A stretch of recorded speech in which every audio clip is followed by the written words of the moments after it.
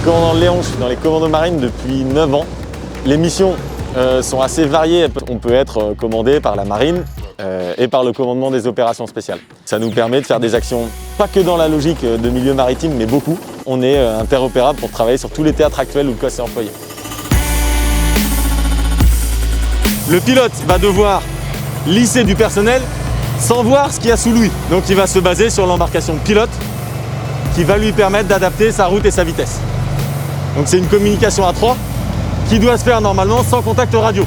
Il y a un hélico qui doit adapter sa vitesse par rapport à une embarcation et un petit commando qui doit se jeter dans le vide.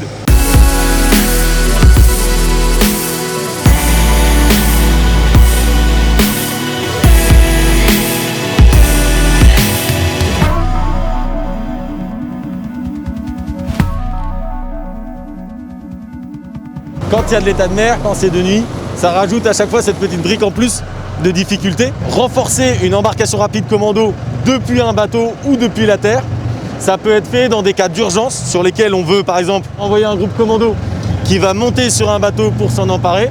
Ça peut être lié à la piraterie, ça peut être lié au terrorisme. On doit pouvoir nous dire au moment où on est sur le bateau, c'est maintenant. Et c'est pour ça qu'on est prêt à faire ça.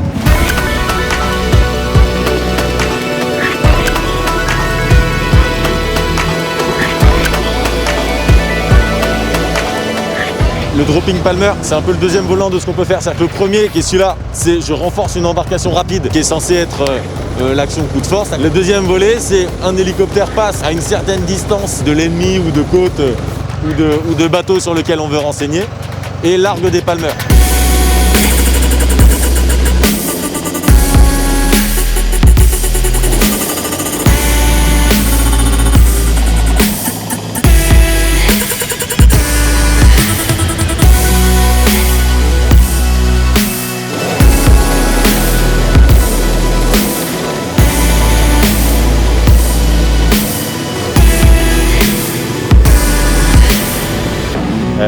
Là, l'idée, c'est de faire une progression tactique. Donc, vous pouvez voir à l'échelle du binôme, deux mecs qui se déplacent en se parlant le moins possible, en communiquant par la posture, par les gestes, d'abord en milieu ouvert, puis après en milieu clos.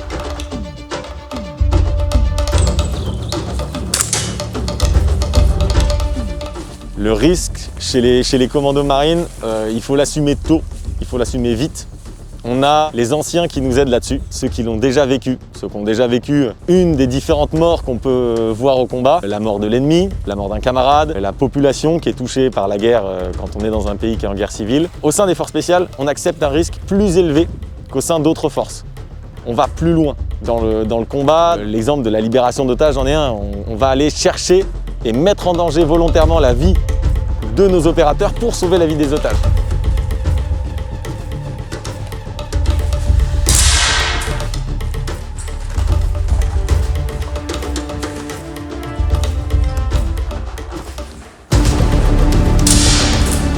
Pour être commando marine, il faut en avoir très envie. Il faut avoir envie de ça plus que tout. Il faut vouloir rechercher l'aventure individuelle, l'aventure collective au sein d'un groupe, au sein de l'esprit d'équipage qu'on a dans la marine, mais qui est chez les commandos marines très très fort à une petite échelle de 10, 15 mecs ensemble.